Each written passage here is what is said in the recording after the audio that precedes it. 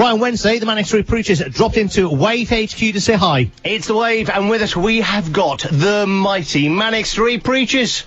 Hello. Hello, how the devil are you? Not too bad, thanks, man. Yeah, we're good.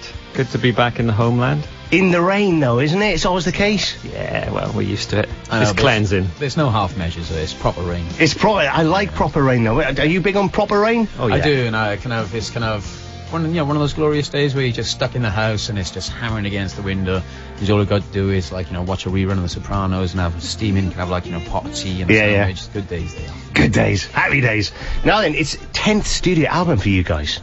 I mean, that's one hell of a discography, isn't it? It is a landmark. It did feel, same label, same band, same people, same manager. Felt like, we should celebrate the fact that we are still going. Yeah. And that's why we kind of threw everything at the record. And there's not many that get anywhere near that, usually. We're up in the higher echelons now. We're up with the Who and the Stones and bands like that. Do you feel the pressure? Yeah, I think we felt the significance that, the way the industry is and everything, that we really had to pull out all the stops. Yeah. That you can't just tread water when you're on the 10th album, because you just fizzle out. And you're so not on this album. The new track we've been playing for the last week or so the new track's amazing, man. No, I mean, I think, Nick touched upon it. You've got to make a decision on your 10th record. Yeah. You got whether to reinvent yourself or just celebrate what you've done and what you are. Yeah. And I think that's, the single reflects that. I think, we've got that slight classic rock edge to it. Absolutely. We're obviously kind of like kids that were born in the, close to the 70s. And we just wanted to feel as if we just wanted it to be like a bit of a statement to say that we're maybe just over 40. I know what you're saying, yeah. But we've still got it, basically. It's not a song that kind of grows on you, this one, is it? It just kind of grabs you first listen. Yeah, it was meant to be a statement of intent, the signature sounds, great guitar riff, strings piling in, uplifting chorus. It was designed that, this is like a classic Manics comeback single. But for you guys, I mean, as prolific as you guys are, do you kind of fear, like an author, I suppose, the whole writer's block thing? Do you think, oh no, are we going to be able to do it this time? I think we've had it a few times. Get away! I mean, even when you're on your 6th album, you've been around for a long time. Yeah, absolutely. So we've had those, peaks and troughs already. And we've had those times where, we've tried to reinvent ourselves and perhaps took a wrong step, to the right or the left. Yeah. And we've had that experience of losing some of our audience and then having to win it back, which we kind of did with Send Away the Tigers, when Your Love Alone Is Not Enough with Nina Pearson came out. That was like a comeback for us again.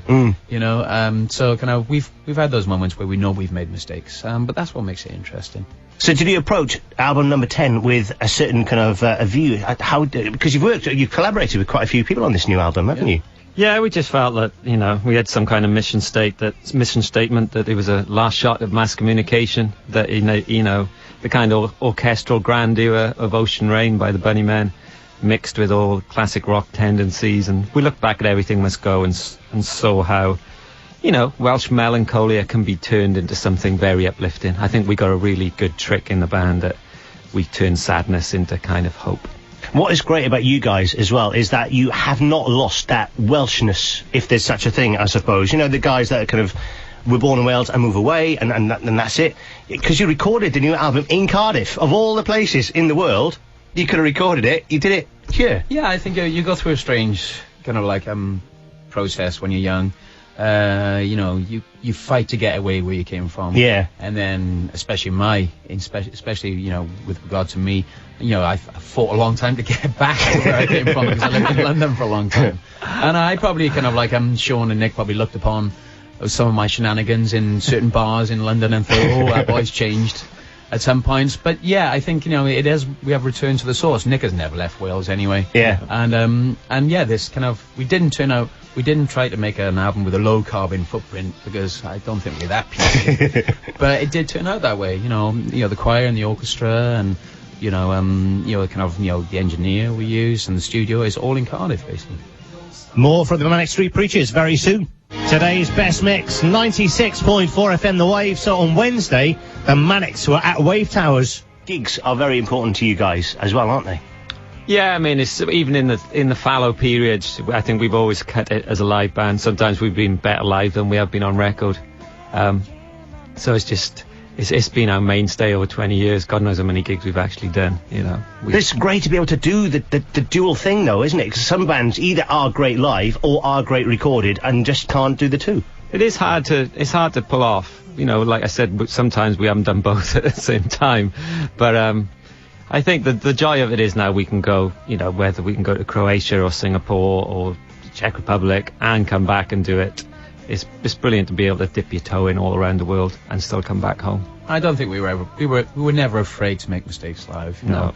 I think at the back of our minds, we always just felt the need to entertain when we played live, whether it was just us falling apart on stage or whether it was us adding something to the music, you know. I remember one of the first gigs that I did, it was, you should have been there, one of our Party in the Parks, and I fell off the stage. You guys didn't do that, did you? I've come close many times, I mean, many things have happened on stage. I've ended up on my back like a beetle, with a scissor jump, and Nick's had a flagon of like a strongbow land straight in his head in Swansea Singleton Park. Oh, that would hurt, man. Hell of a wouldn't it? gig, that was. Yeah, so hell of a gig. Lots of I remember once I got in Japan, I got hit by the biggest orange you've ever seen. Oh, it's huge, wasn't it? And I tell you what, massive like Jaffa orange thrown at full pelt lands right in your face. Hurts, man, I'm telling you. Did you eat it afterwards? No, it burst on impact. Did it really? It did, yeah.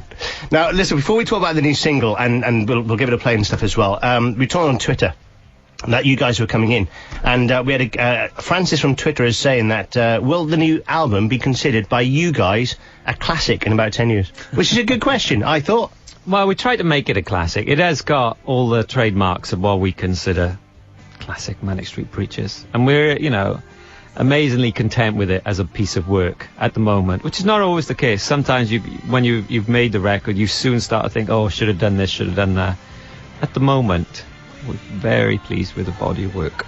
And the lead single is, like we said earlier, very good. We'll play it in just a second. We also had Deetsy on Twitter, and also various others. The kind of strand going through. Jules Joyce is another one.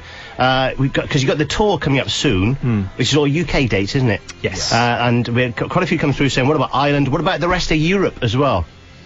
I know, there's a lot to cover. We are hoping to do Europe next year. We tend to always do Dublin and Belfast. We just couldn't fit it in. We couldn't squeeze it in this time. We are doing some kind of gig in Dublin, but it's just an odd thing.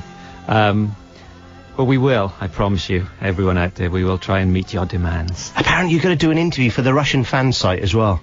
Yeah. Have you not done one? Yeah, you told me about it. He's like the Mekon, he's the brain, he just pulses in the corner. I'll give you a diary tomorrow. Yeah. Oh, we'll just send a copy of this across, whatever. So listen, the new single, that's going to be out on the 13th of September. Yeah.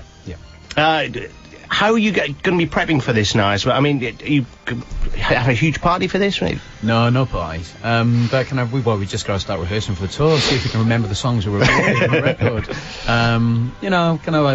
I've got to start remembering the lyrics as well. Perhaps 10 albums worth of lyrics is a bit of a tipping point for my piece. Do you have a problem with that? Because I would have a serious problem with that. Now and again.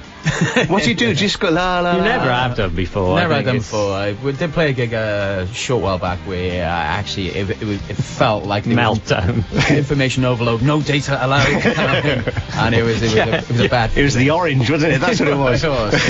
But I don't quite think I'm at the stage where I've got to have like a teleprompter like Ozzy. Yeah.